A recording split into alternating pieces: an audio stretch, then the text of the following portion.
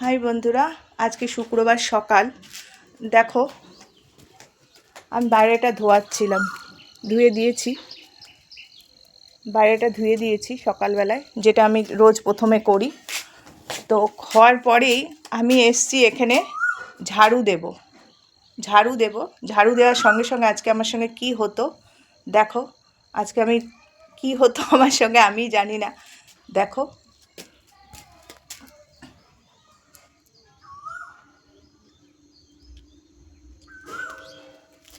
দেখেছো? একটা চন্দ্রবোড়া সাপের বাচ্চা এখানে শুয়ে আছে, আর আমি ঝাড়ু নিতে গেছি। আর ঝাড়ুটা দেখো ঠিক কাছাকাছি রয়েছে। জানি না আজকে আমার সাথে কি হতো। তা আমার তো খুব ভয় লাগছে, হঠাৎ করে ধক করে উঠেছে বুকটা যে এরকম হয়েছে।